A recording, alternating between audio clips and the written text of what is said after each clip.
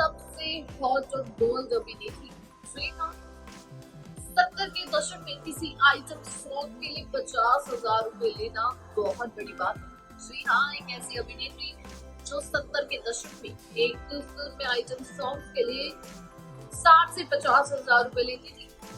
वहीं आपको बता दें, एक दौर ऐसा आया कि वो बिना कपड़ों के सड़कों पर भागी और एक दौर ऐसा आया कि उसकी आत्महत्या हुई या उसका मर्डर हुआ, ये पहचान पाना मुश्किल हो गया। क्या किसी ने उनको जहर खिलाया?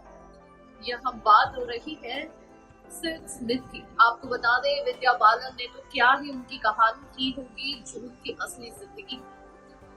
अभी भी विद्या बालन की उस फिल्म में उनकी असली जिंदगी को नहीं दिखाया गया।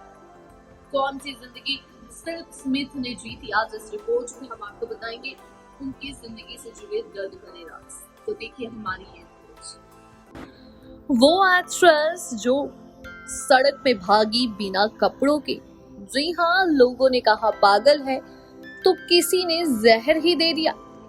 बता दें, वो एक्ट्रेस जिसने 4 साल में 200 फिल्में की, लेकिन फिर भी वो दर्शकों के लिए उनके दिलो दिमाग को खुश करने का साधन मात्र ही बनी रही।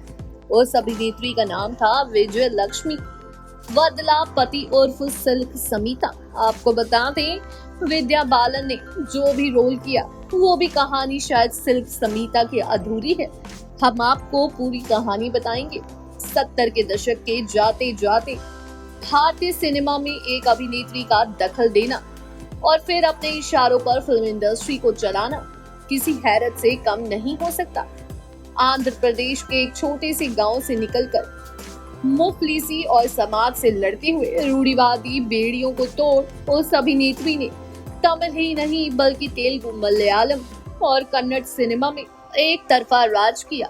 उस जमाने में हीरो को टक्कर देती उस अभिनेत्री का नाम था विजय लक्ष्मी वदलापति, जिसे बड़े पर्दे पर लोग सिल्क समीता के नाम से जानते थे। बता दें, 2 दिसंबर 1960 को आंध्र प्रदेश के एलुरु के पास एक गरीब परिवार में विजय लक्ष्मी वदलापति का जन्म हुआ था।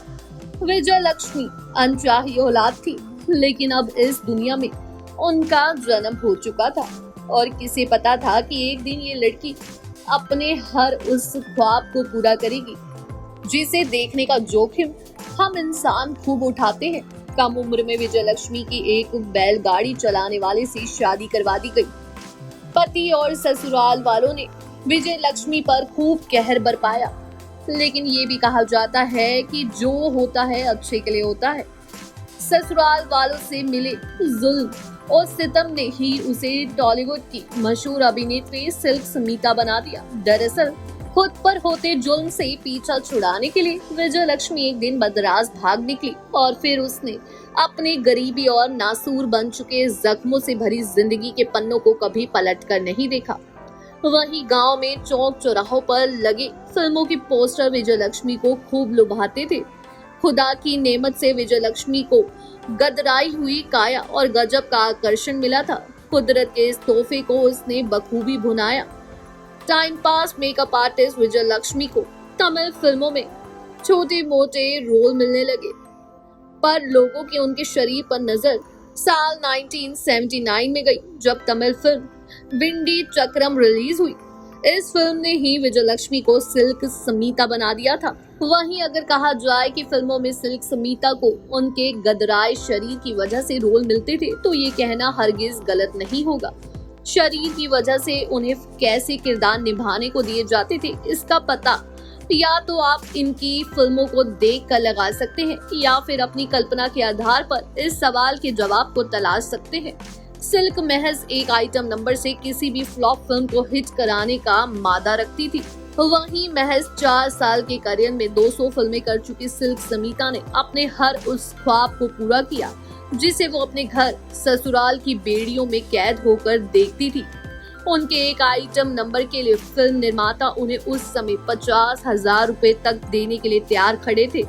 श्रीदेवी और कमल हासन के करियर में मील का पत्थर कही जाने वाली फिल्म सदमा में सिल्क समीता ने सोनी नाम की लड़की का किरदार निभाया था। बता दें, इस फिल्म में सोनी का किरदार हीरो को बस फूहड़ अदाओं से अपनी ओर लुभाने के लिए रखा गया था। वो फिल्म में ना भी होती तो कोई फर्क नहीं पड़ता, क्योंकि इस फिल्म को आप आज भी श्रीदेवी और कमल हासन की पहचान के तौर पर जानते होंगे। वो कहते हैं ना कि अच्छा और बुरा वक्त हमेशा नहीं रहता। सिल्क के साथ भी कुछ ऐसा ही हुआ। सिल्क के करियर का पतन तब होना शुरू हो गया जब एक ही किरदार में देख दर्शक उनसे उबने लगे। वहीं सिल्क समीता की मांसल जांघें, वक्षों का उभार और तीखे नैनक्श भी अब दर्शकों को लुभाना बंद कर चुके थे। धीरे धीरे उन्हें काम मिलना बंद हुआ और धीरे धीरे सिल्क अवसाद की ओर बढ़ने लगी। डर्टी पिक्चर फिल्म में विद्या बालन सिल्क के किरदार को कुछ मिनटों में ही कर आगे बढ़ गई, लेकिन असल जिंदगी में सिल्क होना बहुत मुश्किल था। बी और सी ग्रेड फिल्मों में एडल्ट स्टार का ठप्पा लिए समाज को आईना दिखाना बहुत कठिन होता है। वहीं ये तब और मुश्किल हो जाता है जब आपके सामने आपकी स्कर्ट से कुछ और इंच कम स्कर्ट पहने शकीला खड़ी होती है।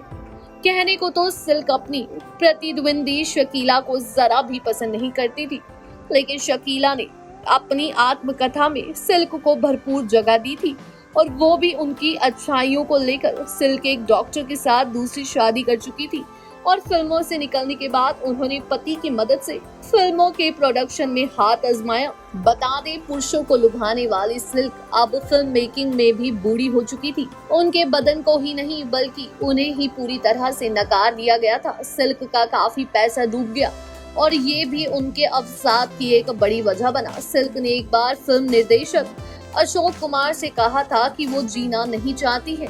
वहीं 23 सितंबर 1996 को सिल्क की लाश उनके घर के पंखे में लटकी हुई मिली।